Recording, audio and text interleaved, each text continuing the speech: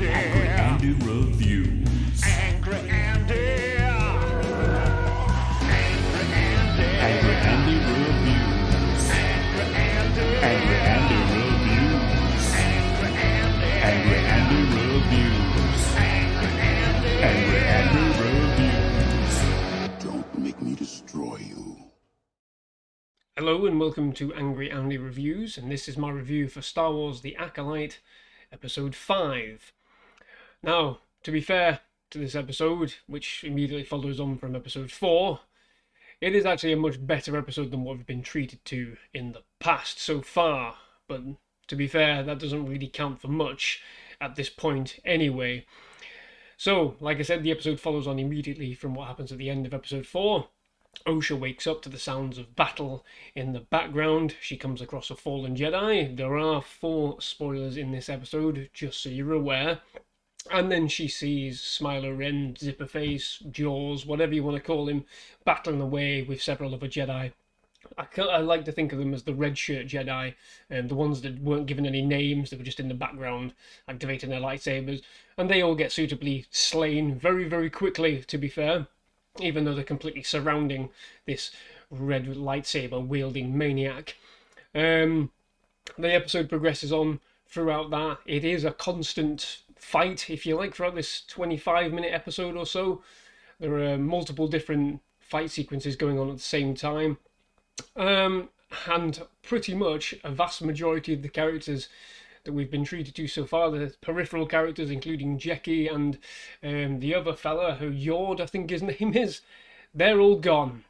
They all get killed off in this episode by this maniac Sith Lord, and he actually calls himself a Sith. He turns around and says to Master Saul, "You would call me a Sith," or something along those lines. So yes, it is a Sith. So there we go. Ki-Adi-Mundi's statement in The Phantom Menace is even more confused. But obviously he does say in this episode, "I will have to kill every single one of you that have seen my face." So maybe they're going to try and cover it up with something along those lines where everybody gets killed so nobody knows the truth about what's happened. But we'll see. Is it going to be just one massive cover-up which eventually leads to the downfall of the Jedi? Probably, more than likely, and it'll more than likely be superfluous, just like a lot of this, what was going on here. I think this episode realistically is visually a lot better than anything we've been treated to so far. It is relentless. There is relentless fighting. Some of the choreography is interesting. Is it perfect? Absolutely not. Like I said, there are moments when this Sith Lord is completely surrounded and somehow manages to get out of the situation. You know, if you're fighting against 5 or 6 people, they're not just going to stand off and let one person smack you to pieces, are they? Everybody's going to jump in. And the interesting thing about choreography in that way is how the person in the middle deals with that. We've seen it in the films like The Raid.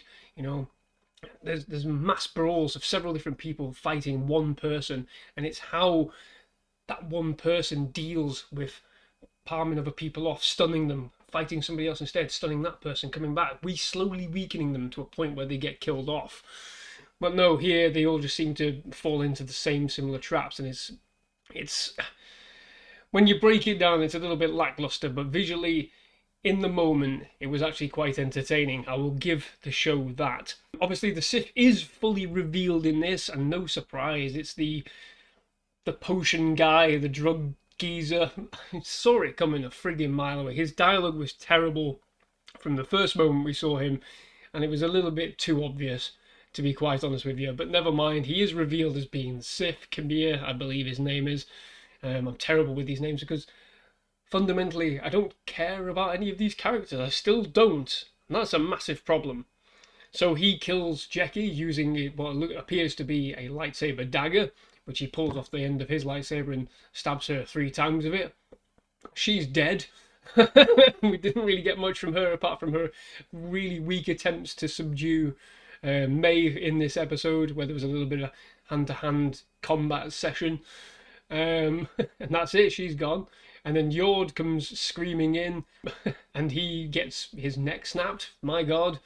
So all of his bluster and over-the-top angry nature came to nothing. Again, these characters, they gave us nothing to really latch onto. with them. The writing didn't support any of these secondary characters at all to make us care about the situation at all. It's almost sad, really, that they came in with all this bluster and it just amounts to nothing, and we'll move on and not really think of them ever again. Really, I mean, Master Soul literally looks at Jackie's dead, lifeless corpse at the end of the episode and goes, "Let's go." That's it. It's done. It's done. They're all fucking dead. Never mind. What a shame. And that was his Padawan in this moment in time. There's no mass sense of emotional weight in this episode, despite all this death, despite all this violence. Osha literally sees Yord get his neck snapped and does nothing. But the very first time they meet, she's like, "Hey, I remember you, you're my old friend." Nothing. She sees him get absolutely destroyed and have his neck fully broken. Nothing. Not even bat an eyelid, just kind of stood there and went, "Oh, okay, I'll just stun May, who's trying to run away. Alright, fair enough." It's a bit weak in that regard. Where's the emotional resonance? It's not there because we don't have anything for these characters at all to really grab hold of and latch onto. It's a massive shame, but it just highlights the the issues with this series as a whole. It's weak. It's weak in its writing. It's weak in its portrayal of the characters. There's again moments at the end of this episode where all this carnage has come to bed, and Osha and May are once again face to face, and they're blaming each other. They're trying to figure things out. May's trying to reconcile with Osha. Osha turns the other cheek. It's terrible dialogue that amounts to nothing. There's no weight to it at all. It's dribble, and it still is, even as we get to one the most interesting episode of the series so far. We're still clinging on to this stupid mystery about what the Jedi really did, and at this point, what's it going to do? What's it going to change? What's it going to mean to any of these characters at this point? Because they all seem to have reconciled with what's happened in the past. So I don't know. I don't get it. Maybe the Sith Lord is another key element to it. Maybe he's seen something, he was involved in some way. I don't know. And to be honest, I don't think it would make sense if he was. He just seems to be angry at Master Sol for something. Maybe he was let down as well. Maybe Sol is just a really bad fucking teacher. Makes you wonder how he's still in the fucking job. And there's so many goofy moments in this episode, despite the relentless action, despite the myriad of fight sequences and deaths. May chooses to... God, I keep getting these names mixed up. Stupid boy.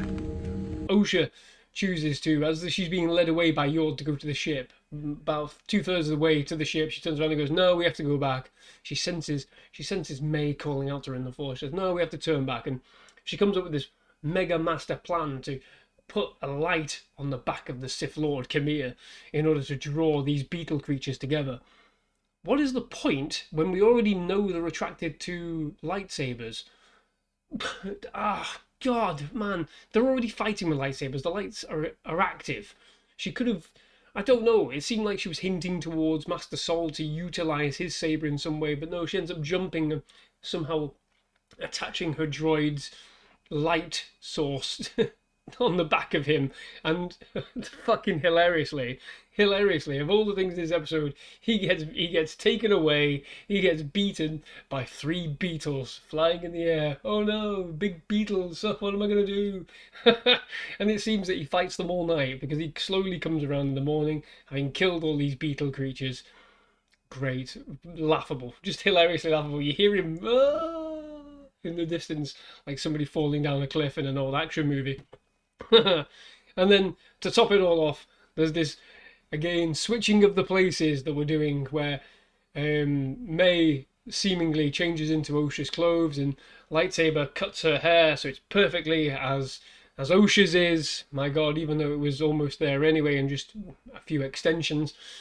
And Master Sol completely falls for it. He doesn't do any sort of sensing that this is a different person. You would like to think that he would be able to sense that there's a change in Osha's attitude, but no, he's obviously just elsewhere at this point. And the Sith Lord Khmer approaches the unconscious Osha and covers her and whispers some dribbling nonsense again to her, just like he did to May in the very first episode. So yeah, a lot of silly moments in this bit. May is attempted to be arrested by Osha, and it's again laughable in this final section. It's just dribbling, laughable dialogue that doesn't work at all, and that's a problem fundamentally with the overall structure, the way it's written, this show.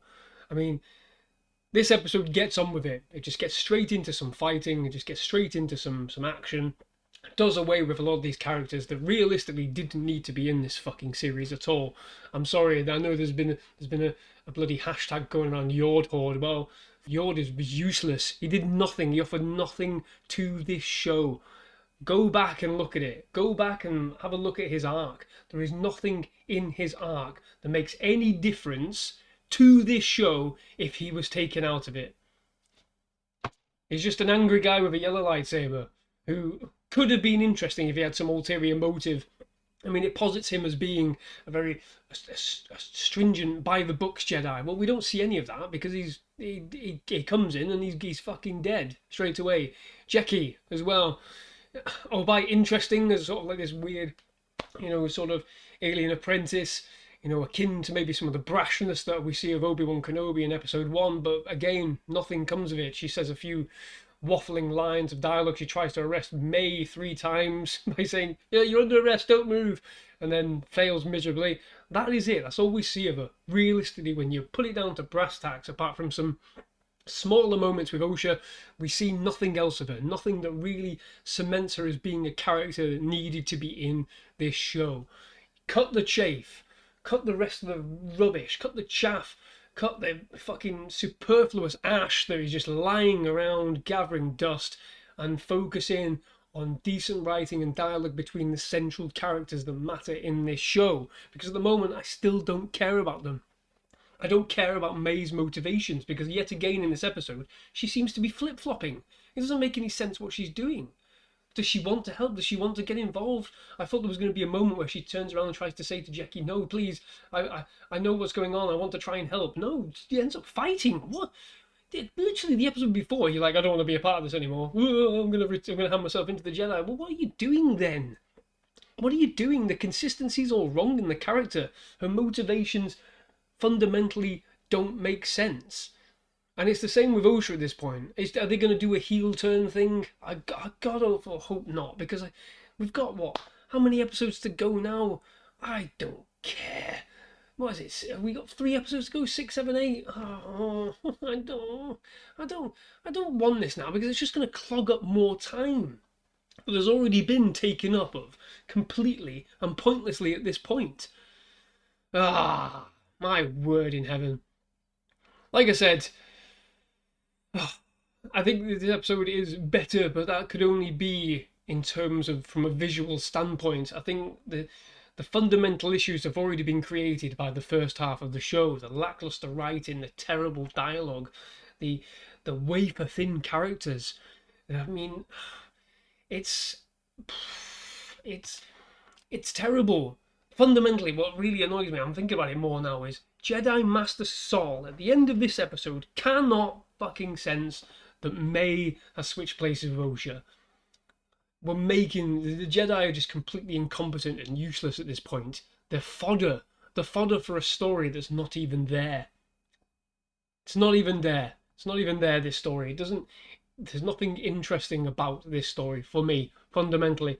So while this episode is that little bit better in terms of the action and the set pieces we were treated to, fundamentally I'm barely any further along in my appraisal for this show than I was previously.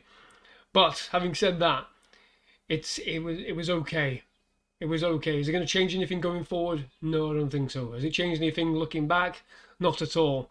In fact, like I said, it's pointed out a lot of flaws with the needless characters that were already involved. So, for that reason, I'm going to give this episode a 5 out of 10. It's bang average. It's a bang average episode. There's going to be a lot of people going, "Oh, it's the greatest thing I've ever seen because of the action." And yeah. But what does it mean? What does it... What beyond the superfluous. What does it mean? What does it hold? What does this action actually showcase to you? Does it hold any sort of relevance? Does it hold any sort of deeper meaning? Did we feel the losses of these characters? Really? Realistically, did we feel the losses of these characters? No, absolutely not. Absolutely not. But there we go. A brutal episode, a somewhat exciting episode in terms of combat and action, but it's still a 5 out of 10 for me. But there we go. Let me know your thoughts on this episode. What did you think about this episode? Please do get involved. Leave a comment down below. Like and subscribe to the channel. If you enjoyed this video, please do like it. And like I said, subscribe to the channel. I am interested in your opinions. I always have been. I'm very interested to see. You know, it is just my opinion at the end of the day. I'm only one person sat in this room. So please give me your opinions. Give me your voice. And let me know your thoughts on Star Wars The Acolyte Episode 5. Where do you think we're going to go from here? The reveal of the Sith Lord is done. What more reveals are they going to show us that are going to really change the trajectory of anything going on in this episode? Let me know your thoughts. Thank you very much for watching. Bye-bye.